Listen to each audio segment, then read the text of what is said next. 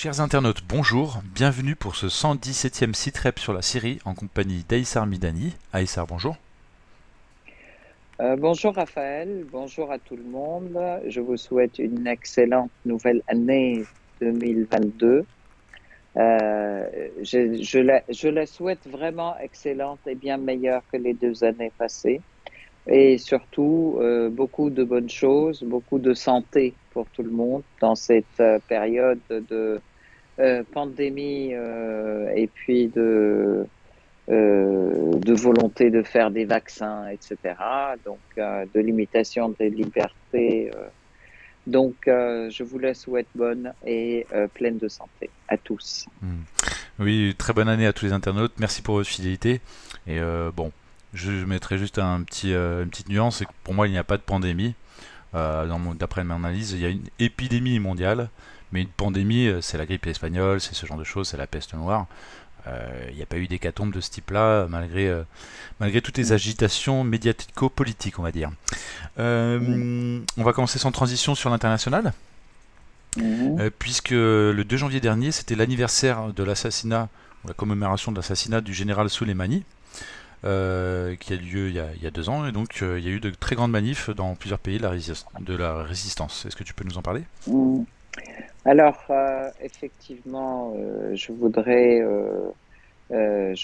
rappeler, c'est la série, la liste des crimes américains, en fait, depuis l'invasion de l'Irak, l'invasion de l'Afghanistan, les millions de personnes qui ont été tuées, soi-disant dans leur guerre antiterroriste, mais en réalité, c'était plutôt une guerre qui va dans le sens du soutien du terrorisme. La plus grande preuve, ça a été cet assassinat, ce double assassinat des deux grands pôles de lutte contre le terrorisme. Et c'est donc le général Qasem Soleimani et le général Abu Mahdi al-Mohandes qui étaient vraiment les plus grands activistes et organisateurs de la lutte contre les terroristes de Daesh et qui ont défait Daesh. On précisons que le premier donc est un général iranien, Soleimani, c'était le chef des forces Al-Quds, et puis on peut dire aussi qu'il était considéré comme le stratège de la résistance dans la région. Il était connu pour coordonner un petit peu donc les actions du Yémen à l'Iran, en passant par l'Irak et la Syrie, pour simplifier, Et la et la Palestine. Palestine et le Et, Liban. Donc oui, ça fait du monde. Et il était même craint, on peut dire, par un certain nombre d'Américains. Et donc, si tu peux présenter un peu plus le second. donc, le général Soleimani, en plus, c'est quelqu'un qui est extrêmement charismatique, hein, qui a une implantation populaire massive, hein, je peux dire, aussi bien en Iran, au Yémen, en Syrie, en Irak essentiellement aussi, ou aux côtés de Abu Mahdi al-Mohandes, qui est le responsable du Hashd al-Sha'bi, qui a été la plus grande force de combat contre les terroristes de Daesh et contre tous les terroristes en Irak qui ont défait le terrorisme ensemble. On les appelle souvent Euh, le Hezbollah irakien, Sharm el-Sharbi. Hashd Sharm al-Sha'bi, el-Sharbi, pardon. oui, Hezbollah irakien, Il a été formé mais quoi dans les aussi années 2015 à peu près, ou c'est relativement récent? oui, en fait, à partir de 2016, effectivement, D'accord. 2015-2016, donc à partir de la prolifération, je dirais, du terrorisme en Irak, où Mossoul a été prise d'assaut rapidement et toutes les villes. Donc, Al-Hashd al-Sha'bi, ce sont des forces populaires. Il y a plusieurs résistances dedans. Il y a toutes les forces patriotiques dedans aussi. Donc, c'est une, c'est un rassemblement, je dirais, de partis politiques et de forces populaires qui ont œuvré dans la lutte contre le terrorisme et qui ont débarrassé l'Irak du terrorisme, comme par hasard.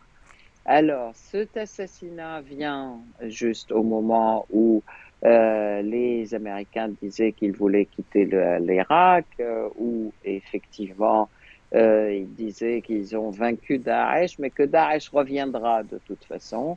Et donc Trump, à l'époque, a relancé Daesh, effectivement. Et on voit de plus en plus des opérations dans la Badia syrienne. C'est essentiellement aussi sur les frontières syro-irakiennes où Daesh a été à reprendre des activités, mais on peut dire que la totalité de l'organisme Daesh a été défait. Il y a bien sûr des petites poches Des cellules dormantes?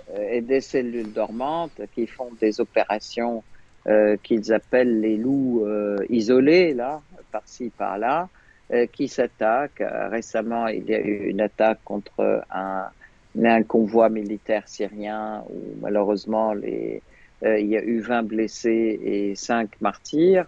Où il y a eu aussi des attaques contre Hashd al-Sha'bi en Irak aussi. Donc, elles s'activent, ces Alors, forces. il est important de mentionner, comme tu me l'avais rappelé en préparant cette émission, que suite à l'assassinat de ces deux dignitaires iraniens et irakiens, cet assassinat, hein, ça a eu lieu par drone, si je me rappelle bien, à l'aéroport de Bagdad, au moment où le général iranien était reçu en visite officielle par l'Irak. Donc c'est un Tout à fait. assassinat qui a fait beaucoup de remous en Irak et qui a provoqué une sorte d'union sacrée de la classe politique irakienne qui est pourtant d'habitude extrêmement divisée, on peut le dire. Et donc là, il y avait un consensus au niveau de l'Assemblée nationale irakienne pour dire les Américains doivent partir. Il y a même une date, je crois, qui avait été annoncée, ou je ne sais plus par le Parlement ou en tout cas par Tout les à Américains.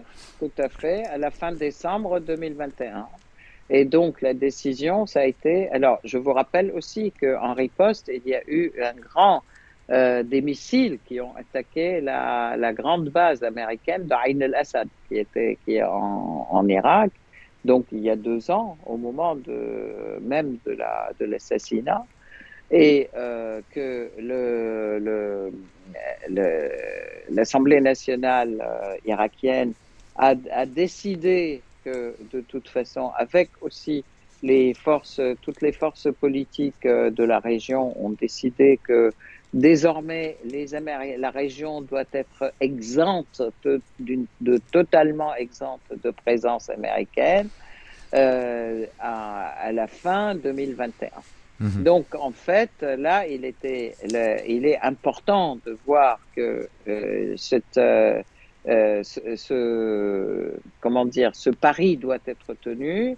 Les Américains et les Irakiens ont eu plusieurs rencontres avec les Américains pour les pousser à partir. Il faut dire que il y a une grande pression populaire sur le gouvernement irakien pour que cette décision soit appliquée et qui n'est toujours pas appliquée.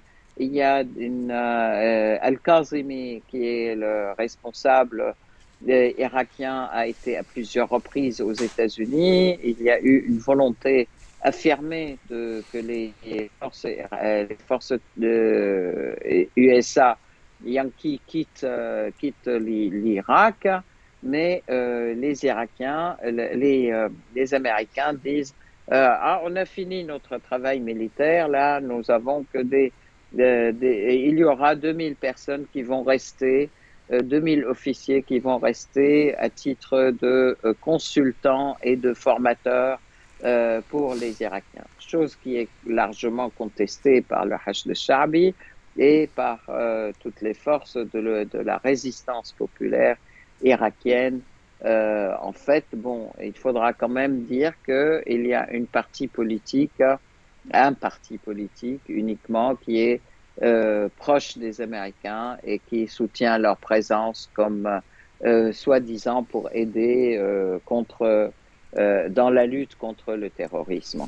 Oui, alors, Mais ceci est, bon, crée effectivement de grandes dissensions et aujourd'hui,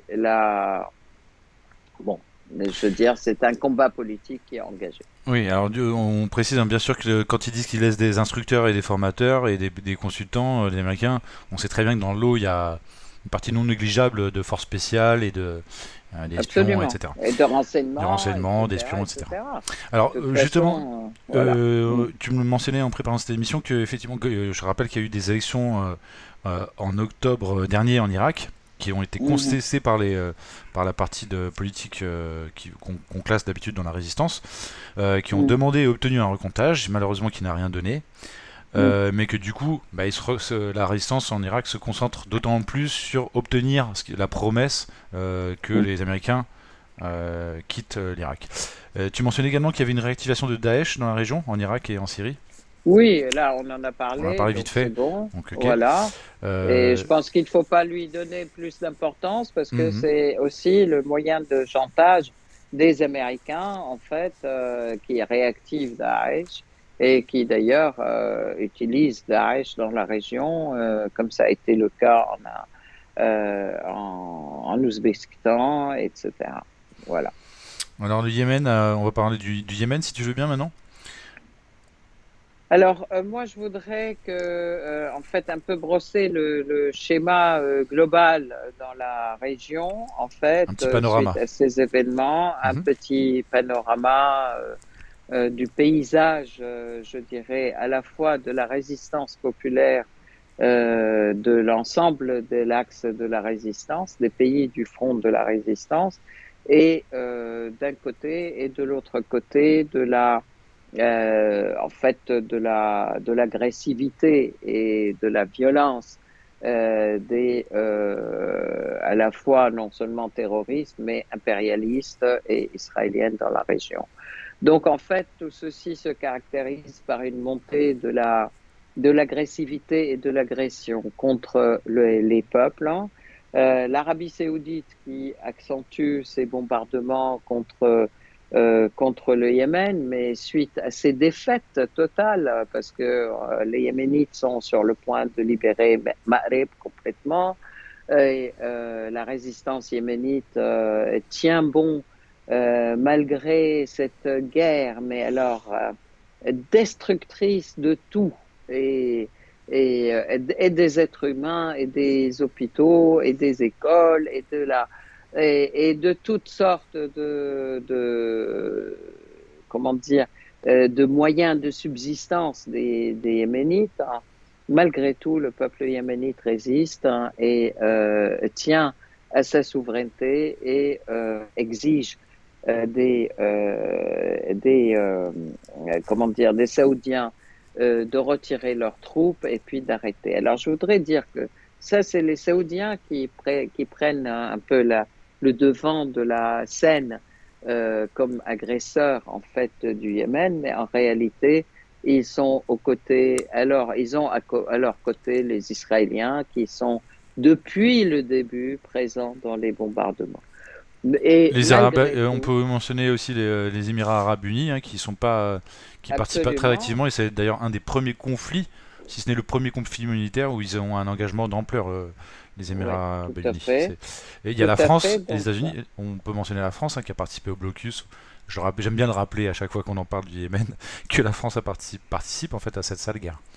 absolument, la France participe, l'Angleterre participe, les États-Unis sont là, les Israéliens sont là.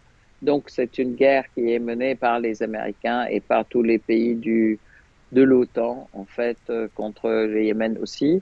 Malgré tout, le Yémen triomphe et libère petit à petit le pays. Et d'ailleurs, je voudrais ajouter à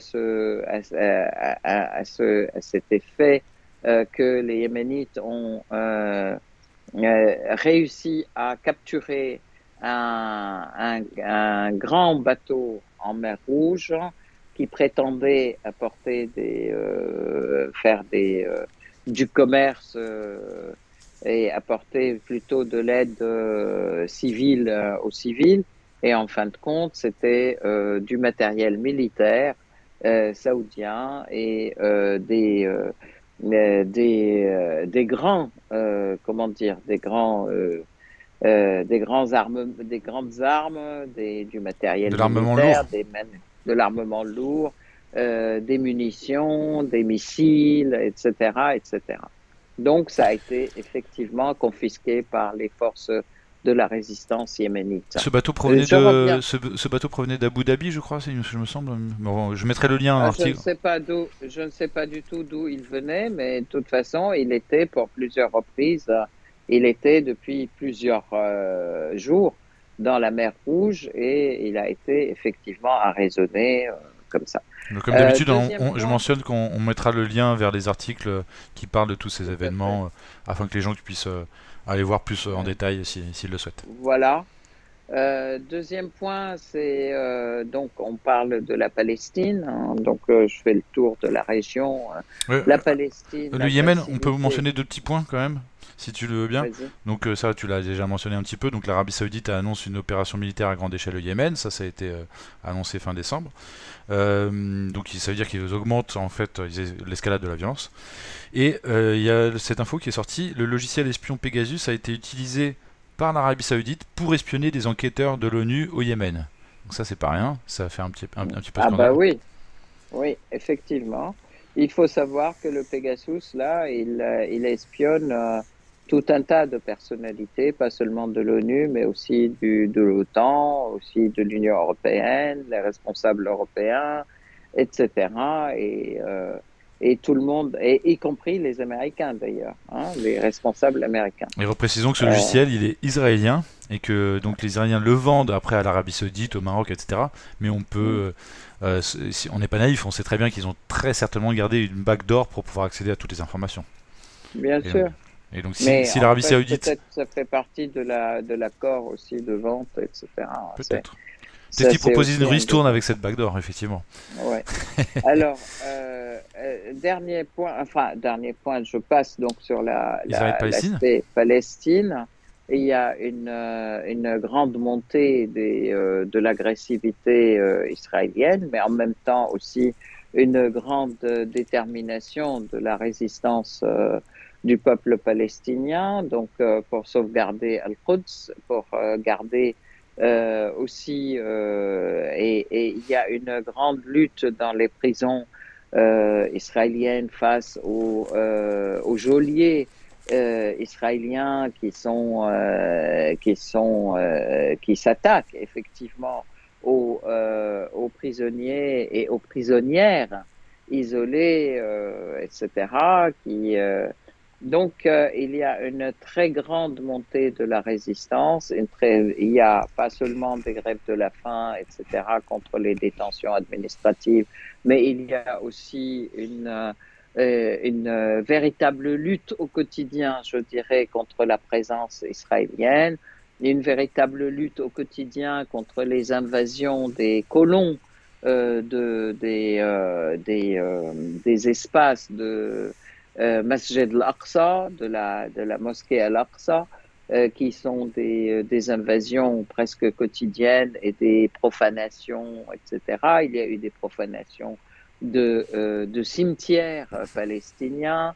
Il y a donc, en fait, il y a cette agressivité dans le piétinement de tout ce qui touche aux Palestiniens, à leur patrimoine, à leur civilisation, à leurs croyances et à leur pays, à leur présence. En fait, les Israéliens sont là, ils sont en train de vouloir par tous les moyens pousser les Palestiniens à l'exode, y compris donc dans des quartiers, pas seulement dans les quartiers d'Al-Quds, mais aussi dans des villages du Ror de la Palestine, du sud, de l'intérieur de la Palestine, où ils détruisent les maisons, mais de manière systématique. Il y a des villages, un village notamment qui a été détruit plus de 100 fois.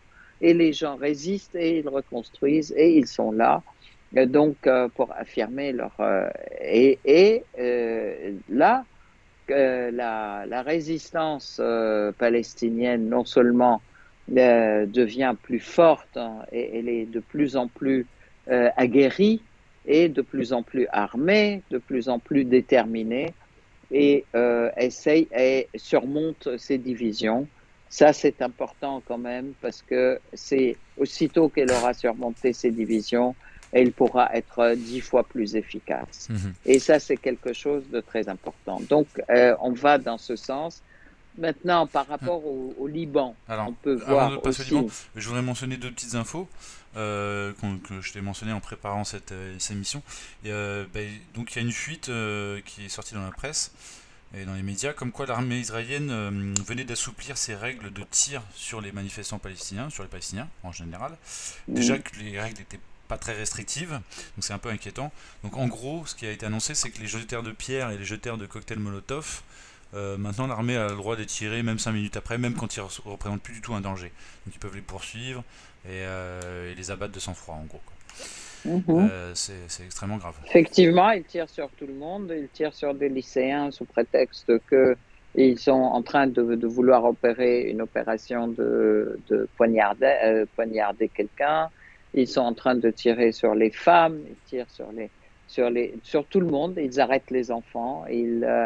Donc en fait, c'est ok et c'est sans aucune retenue au vu et au sud du monde entier. Des crimes se déroulent au quotidien, des crimes contre l'humanité, des crimes contre le peuple palestinien qui veut créer, et ils veulent créer un exode massif, mais les Palestiniens s'accrochent à leur terre et ne partiront pas. J'ai Voilà. d'ailleurs donné un exemple de l'armée qui poursuivrait pendant 5 minutes un jeteur de pierre et qui l'assassinerait. Ils sont plus vicieux que ça. On l'a vu avec avec la grande marche pour le retour.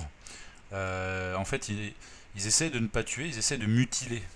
Ils tirent Mm, de faire perdre un bras. Parce que les chiffres qui émeuvent à l'international, c'est surtout, malheureusement, hein, c'est comme ça, c'est surtout les chiffres des morts.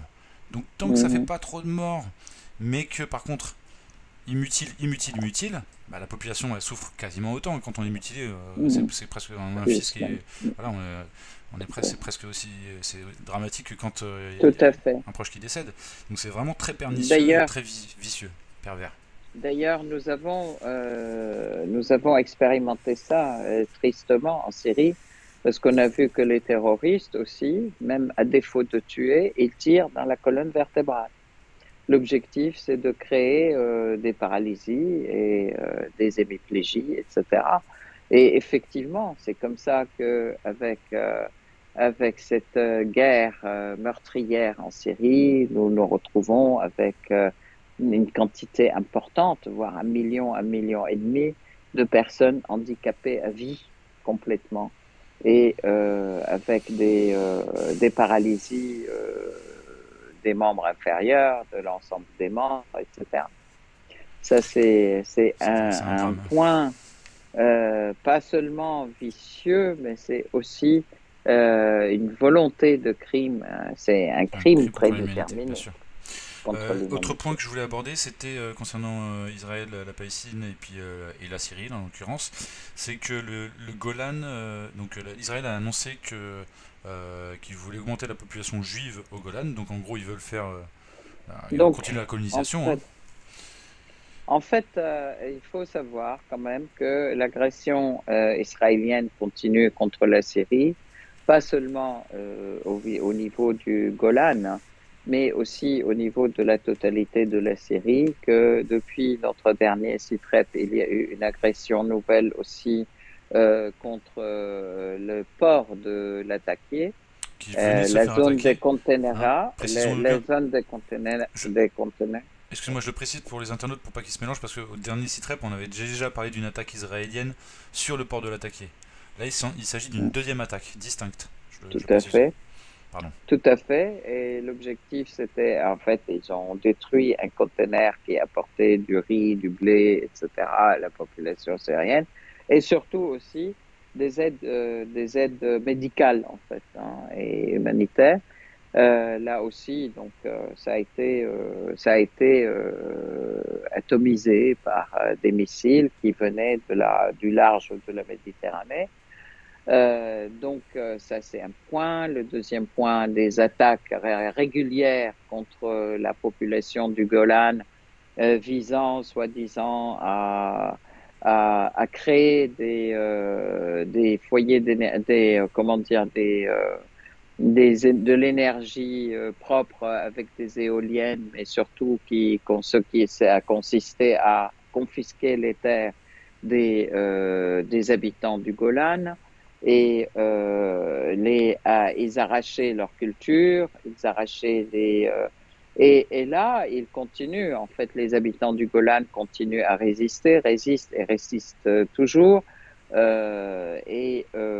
affirme tout le temps que de toute façon le Golan est syrien.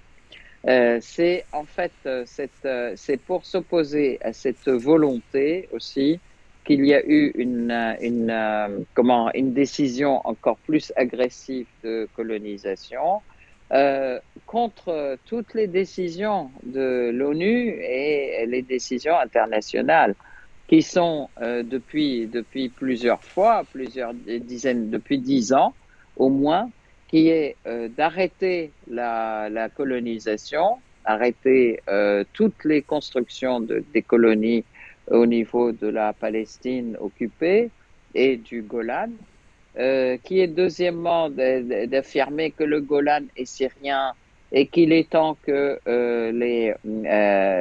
l'État d'occupation pense à quitter le Golan et qu'il faut qu'il retourne donc à la Syrie. Et il y en a eu des décisions, il y a des dizaines de décisions de l'ONU sur cette question. Et en fait, la dernière aussi, suite à l'affirmation de Trump, en fait, qui disait qu'il donne le Golan aux Israéliens, où il y a eu une décision claire, nette et précise de l'ONU qui dit à nouveau, qui réaffirme que L'appartenance. Le Golan est syrien, et que toutes les activités de recherche de produits et de fouilles, etc., de l'occupant israélien sont complètement illégales dans la région et que les richesses syriennes doivent être laissées aux Syriens, etc. Malgré tout ça, Israël faisant fi de toutes ces décisions, il continue à œuvrer dans ce sens. Mhm. Alors, on peut Voilà. parler peut-être maintenant du Kazakhstan, si tu veux bien. Attends, excuse-moi, Oui. je voudrais passer un peu sur le Liban parce que je Ah suis oui, en pardon. train de passer sur l'ensemble du panorama. Bien sûr. Au Liban, il y a une accentuation aussi de la pression internationale et de la pression américaine essentiellement sur le Liban, qui vise à ce que le Liban continue à être dans une situation de non-lieu, je peux dire, en fait, où il n'y a pas de décision par rapport à la construction du port, par rapport à l'électricité, par rapport à ses prêts, etc. Il y a donc une pression importante, en fait, sur l'État libanais, qui paralyse toute prise de décision et qui fait qu'il y a un maintien de situation euh, de non euh, de non-vie, je peux dire, et de non-vie civile.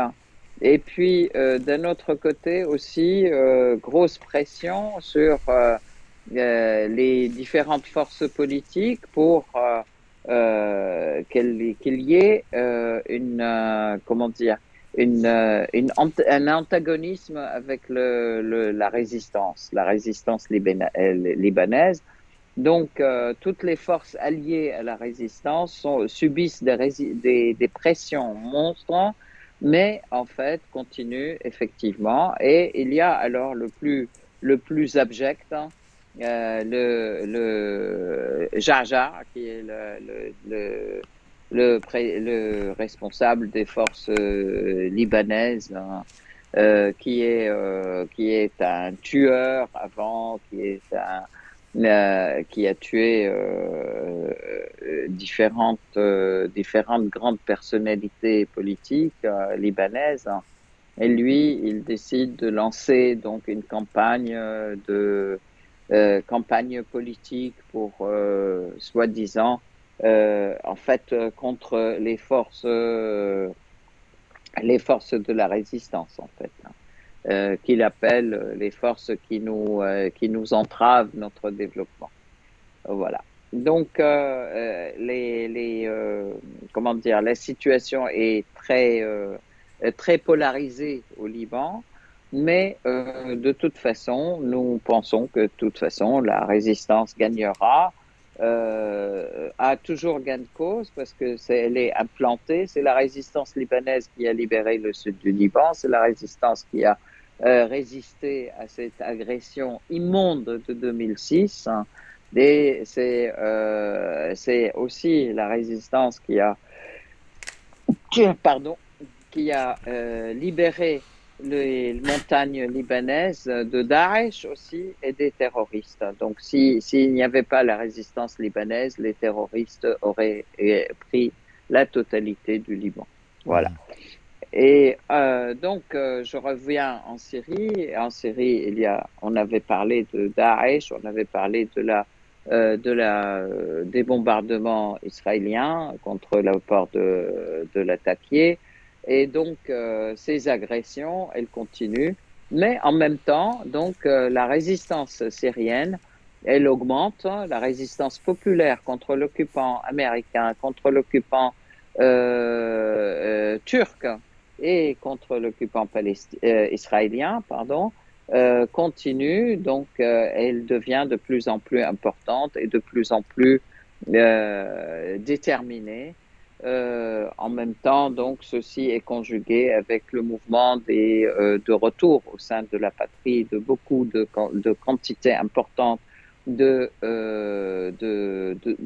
combattants, entre guillemets, en fait, qui étaient du côté de Qassad et qui étaient contre la patrie, en fait, et qui maintenant reviennent dans le giron de la patrie et rejoignent l'armée arabe syrienne. Donc ça, c'est aussi un facteur très, très important. On revient donc à... Vas-y. Mais si tu veux, on peut partir sur la Syrie et enchaîner sur le Kazakhstan à la fin, c'est vraiment comme tu veux. Mhm. Bon, vu qu'on est parti sur la Mhm. Syrie, pourquoi pas, hein. Par rapport à la Ouais. réconciliation et au Mhm. retour des réfugiés, donc tu mentionnais plusieurs villes, hein, du côté de Al Jazeera. Mhm. Donc il y a des milliers de Syriens qui reviennent dans le Mhm. giron de l'État, comme tu le dis, Mhm. grâce à notamment une amnistie du président, une amnistie Ouais. récente. Et il y a beaucoup parmi eux d'anciens FDS. Alors ça, c'est un point que tu peux peut-être commenter également. Ouais, en fait, ce sont des gens qui étaient obligés par FDS à se battre à leur côté ou c'est les tribus arabes, en fait, hein. Et donc, suite à l'appel Excuse-moi à de te couper, hein. l'appel, à la Excuse-moi de te couper. négociation. Excuse-moi de te couper. J'ai l'impression que c'est pas que des gens qui étaient obligés. J'ai l'impression, une impression, hein, qu'il y avait aussi des gens qui étaient motivés par l'appât du gain, peut-être au départ, peut-être qui étaient influencés par la propagande et qui sont peut-être revenus à la raison pour plusieurs raisons. Parce qu'il y a eu effectivement tout le travail fait par les tribus, les chefs de tribus depuis un an ou deux pour essayer de Mm, ramener à la raison ces jeunes. Et mm. puis il y a aussi le fait qu'il manque de perspectives militaires. Là, tout à coup, ça commence à se sentir pas malheureux aussi pour eux. Donc il y a peut-être aussi tout ça, plus l'opportunité, la porte ouverte que leur laisse l'État syrien. Voilà, l'un dans l'autre, c'est peut-être plein de facteurs. Et en tout cas, ce que je voulais te dire, c'est qu'il n'y a pas, peut-être pas que des gens qui ont été kidnappés. Non, non, tout à fait, je suis d'accord avec toi. Donc, il y a de tout, effectivement, mais c'est surtout, effectivement, des personnes qui viennent de ces tribus et les chefs de tribus appellent depuis quelque temps, effectivement, à ce retour au gérant de l'État.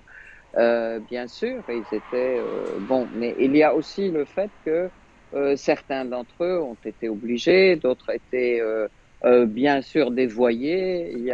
Il y a beaucoup de choses en fait, mais il y a aussi le changement de rapport de force et puis le fait que lorsque l'État s'impose et gagne et il montre que de toute façon ce n'est pas aussi noir que la propagande occidentale a voulu montrer les choses, etc. Donc là aussi, il y a quand même, il faut dire, ça fait 11 ans que la Syrie se bat et que ces gens ont une pratique de 11 ans avec des gens qui prétendaient les libérer et qui sont devenus des véritables oppresseurs et des véritables, comment dire, Tortionnaire. Mhm. geôliers. Et donc, il est clair que là, le choix Bon, ils ont fait leur choix, je peux dire, en fonction d'un ensemble de choses. Et il est clair que pour chaque personne, c'est des choses différentes.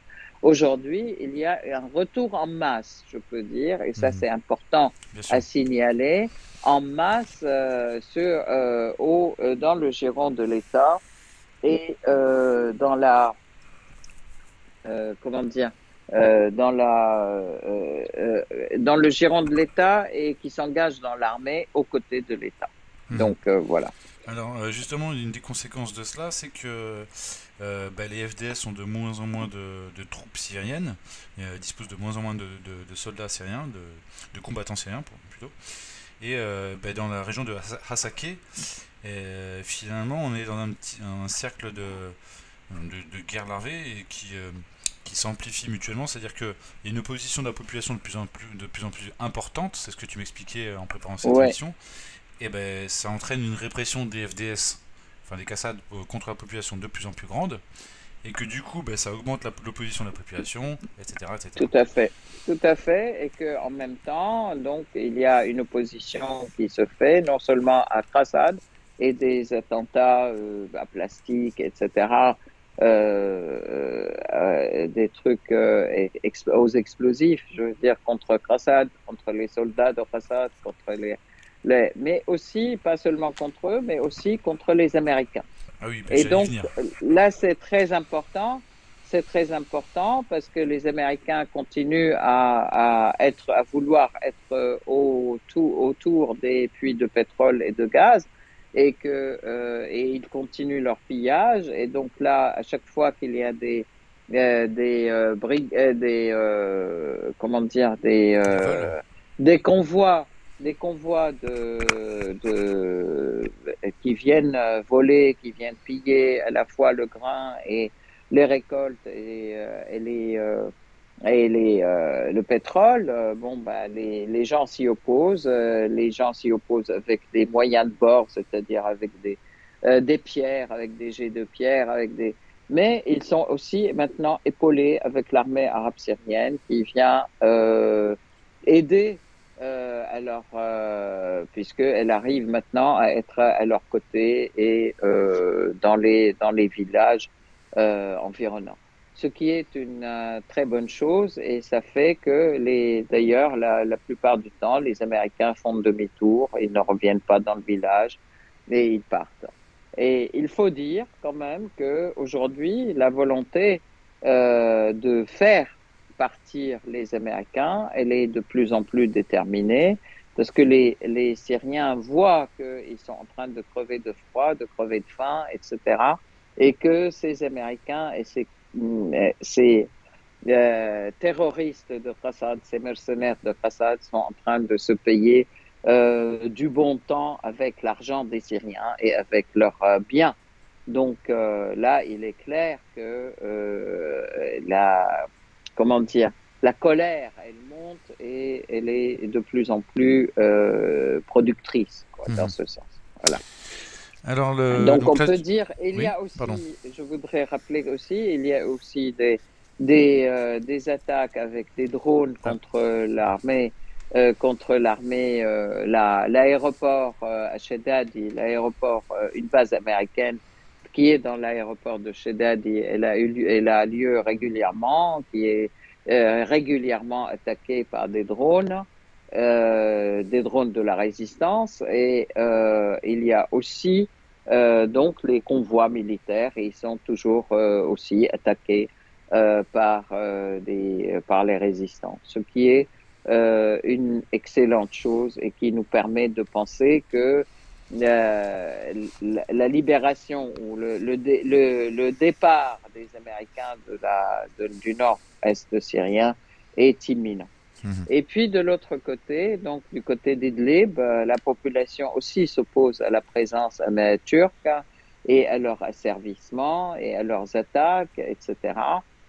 Il y a eu plusieurs attaques au début de l'année et ça continue en fait progressivement contre les quartiers généraux des terroristes, des factions terroristes, Tahrir al-Sham, Ahrar al-Afghanistan tous les étrangers qui sont là, les terroristes étrangers qui sont là en Syrie. Donc, on C'était peut penser excuse-moi, aussi c'était des bombardements hein, syriens et russes, hein, syro-russes. Syriens et Russes, effectivement, Syro-Russes, effectivement, qui ont visé les quartiers généraux. Et donc, on peut penser que c'est aussi la bataille d'Idlib va commencer, on peut Oui, dire. Voilà. c'est ce que je pense également, c'est-à-dire que souvent il y a une campagne militaire de bombardement, ça prépare après Mm, l'invasion des troupes au sol. C'est du classique voilà. en termes de stratégie militaire. On peut espérer ça parce que c'est très, très important pour la Syrie, Bah pour oui, le peuple parce syrien que qui se finalement, bat depuis 11 ans, hein. Idlib, Depuis 11 ans, il se bat. la reprise Mm, d'Idlib symbolisera très certainement la fin de la guerre, même s'il restera peut-être des mini-poches de ci de là, mais Idlib c'est vraiment le mm. dernier bastion. Et d'ailleurs, tu précisais en préparant cette émission que bah, le sort des derniers combattants qui sont là-bas, il va être très différent selon qu'ils soient syriens ou selon qu'ils soient étrangers, quoi. Tout à fait, parce Je veux dire, qu'il y a beaucoup d'étrangers qui sont là. pour ceux qui Absolument. survivront à la bataille Il y a d'Idlib. beaucoup.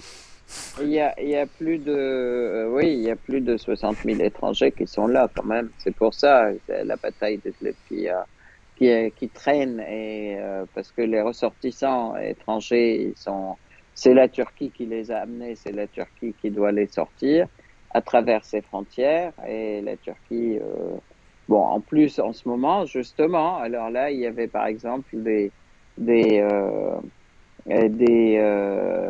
gens de tous des Tchétchènes, des Ouzbeks, des Azerbaïdjanais, Des Kazakhs. des Kazakhs aussi, voilà. Et justement, des Kazakhs qui ont beaucoup de Kazakhs qui ont été arrêtés donc au Kazakhstan là, avec cette tentative de coup d'État qui a eu lieu il y a quelques Il y a une jours. semaine. Euh, il y a une semaine, oui. Donc, ils étaient transportés de la Syrie vers le Kazakhstan. Alors là, c'est aussi le rôle de la Turquie. Il est très important, le rôle de la Turquie en tant que fomenteur de troubles dans toute la région et dans les frontières, sur les frontières russes, sur le Kazakhstan, sur l'Afghanistan, puisque les Turcs ont transporté aussi avec des hélicoptères des terroristes de la Syrie en Afghanistan, de L'Azerbaïdjan aussi. Daesh justement, et en Azerbaïdjan et aussi en Azerbaïdjan et pour s'attaquer à l'Arménie aussi, etc. On peut dire Donc que en fait, le plus grand. la Turquie sert de transport de troupes pour les combattants proxy de l'OTAN, Mm, des États-Unis, quoi. tout à fait. Et puis, il faut savoir quand même que la Turquie est un pays de l'OTAN et c'est la deuxième armée, la plus grande armée de l'OTAN et elle suit les ordres américains et y compris aussi ses propres intérêts, mais qu'il y a un partage des rôles entre les Américains et les Turcs dans la région qui n'est pas déniable et qu'il est clair aussi, qui doit être clair, clairement évident aujourd'hui pour la Russie, qui jusqu'à présent ménageait pas mal la Turquie parce qu'elle a des intérêts, parce qu'il y a bien sûr, vous savez qu'il y a le grand projet du gaz stream, en fait, de gaz du Sud, l'alimentation de l'Europe avec le gaz russe hein, via la Turquie, l'alimentation de l'Allemagne aussi avec le gaz russe, etc. Donc, ce sont des très grands projets et ces projets sont effectivement, objectivement très importants, Mhm. à la fois pour la Russie, mais aussi pour l'Europe. Mhm. Alors je voulais juste dire que on peut se douter hein, que bah, la déstabilisation du Kazakhstan et puis dans leur temps de la Géorgie, de l'Azerbaïdjan, de la Biélorussie même, les tentatives de l'Ukraine, etc. Tout ça C'est parce que l'OTAN essaie de resserrer les taux sur la Russie.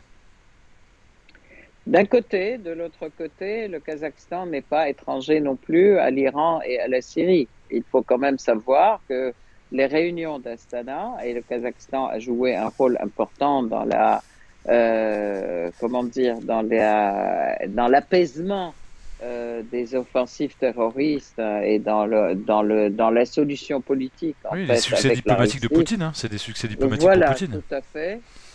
Tout à fait. Donc, ça a été un point important. Et donc là, c'était une volonté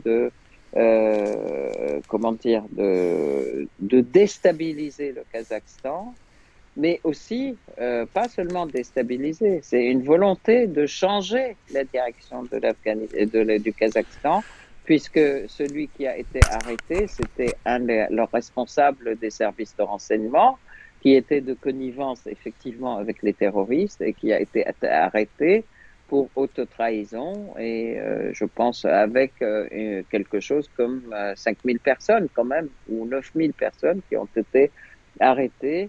Donc il y avait Peut-être, une opération d'envergure peut-être, justement de coup d'État, je peux émettre une hypothèse voilà. en Kazakhstan. Oui, Une vas-y, hypothèse, vas-y. c'est que vu que le chef des services de renseignement était mêlé, pour opérer ce grand coup de filet au Kazakhstan, peut-être que le chef d'État a eu l'aide des services secrets russes. Mais je pense que il y a effectivement, pas seulement, mais il y a l'ensemble comment dire, des pays qui sont dans cette union de la sécurité, Mhm, de défense de la sécurité de la région, en mhm. fait, hein. C'est donc, Pas ça, uniquement, c'est ça peut très être les services important, secrets bien aussi sûr. syriens et d'autres. Parce que Mhm. en 10 jours, en une semaine, arriver à arrêter tout ce monde qui était impliqué, donc ça veut dire qu'il y a eu une certaine filature et ils étaient connus. Voilà. Donc ça, c'est Juste, quelque chose de très important. Mais on peut mentionner aussi les révolutions oranges financées par George Soros qui ont eu lieu dans la région c'était années tout à 90, début fait, des années 2000. Là, on passe à une version 2.0 de ces révolutions oranges. C'est plus de l'ordre de ce qui s'est tout à passé en fait. Égypte, en Ukraine en Syrie. C'est-à-dire là, on y va avec les armes, quoi. C'est un peu différent. Oui, oui, C'est plus tout juste à avec des fait, slogans et une tout à couleur de fait, t-shirt, etc. Et tout des à ballons de fait. fête. Mm. Du coup, je Mhm. voulais mentionner également à ce stade Et du le. terrorisme qui a tout Oui, d'un coup pris d'assaut toutes les villes du oui, Kazakhstan, quand même, il faut le ça savoir. c'est important. Donc c'est très très important quand même. Ça a été un coup éclair, quoi.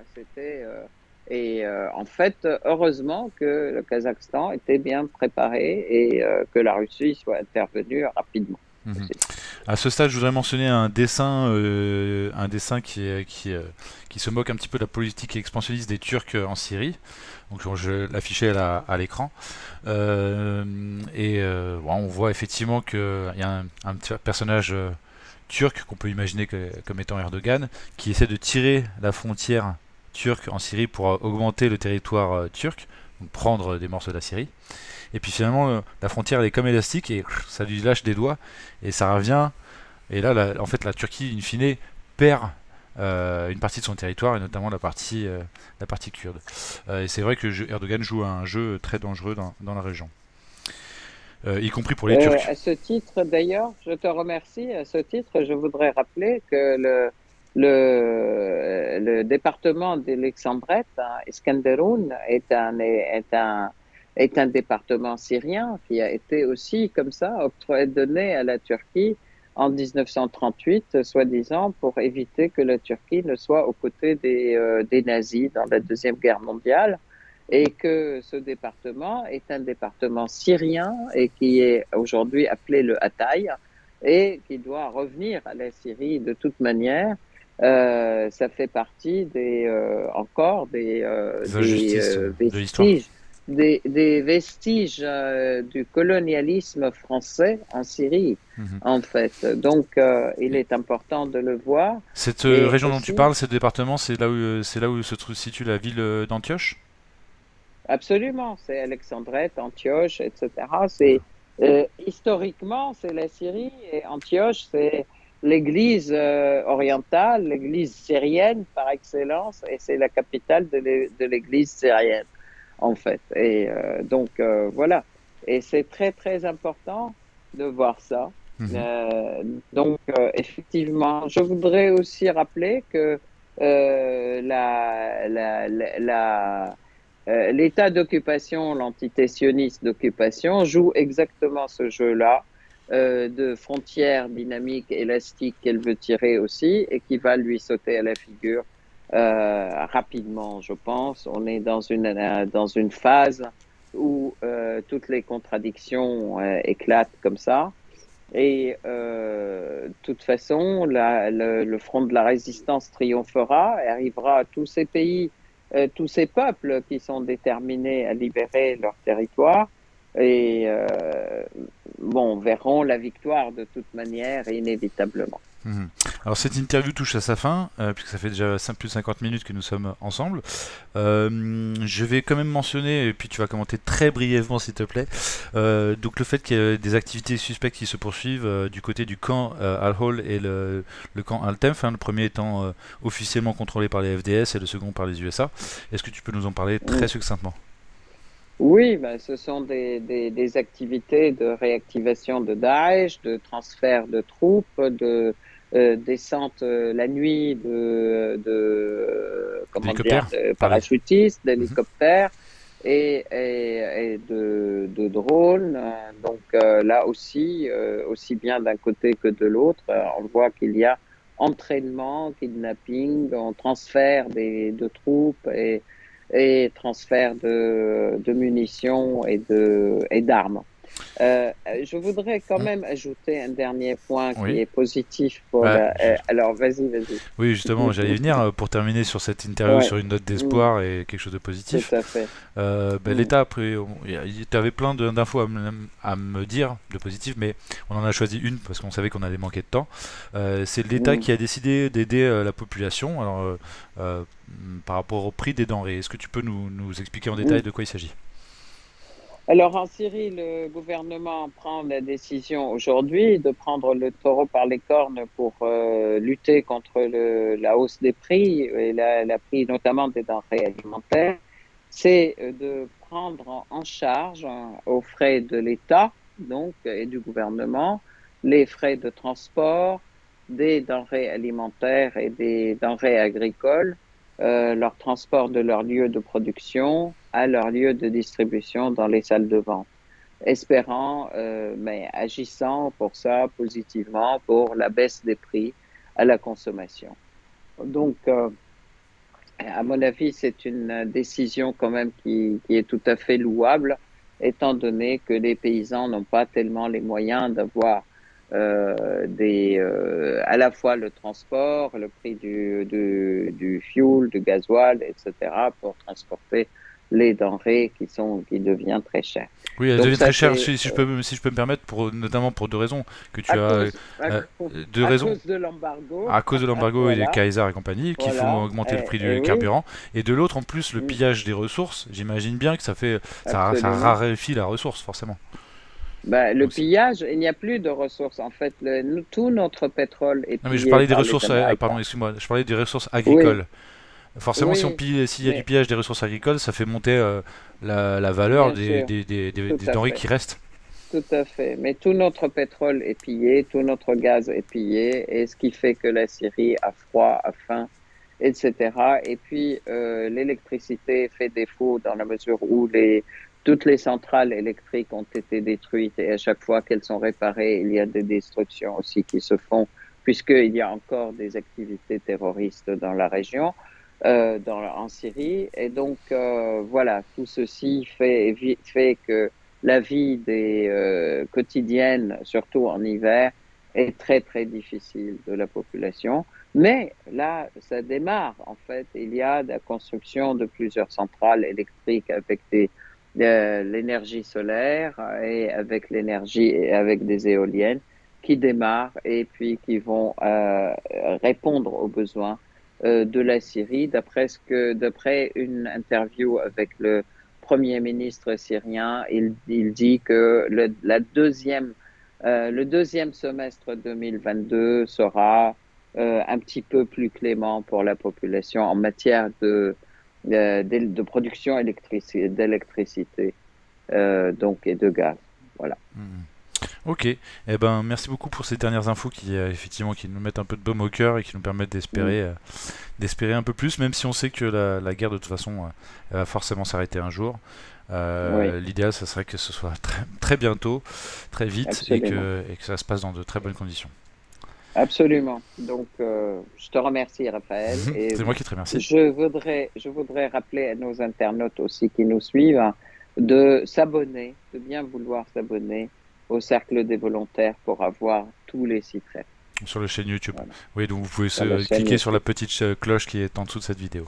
Eh bien, merci Mm. encore pour votre fidélité et puis pour votre patience, parce que c'est vrai qu'on fait des vidéos qui sont assez longues, hein, mais bon, il faut croire que ça intéresse et qu'on dit des choses que peu de gens disent, puisque bah, il y a toujours à peu près 1 millier de personnes qui nous suivent, et voilà, donc je les salue tous. Toutes et tous. Et je vous dis donc à Mm. dans 2 semaines. Merci à Issar donc, pour ses analyses, hein, comme d'habitude, et tes informations. Et donc à très Merci. bientôt.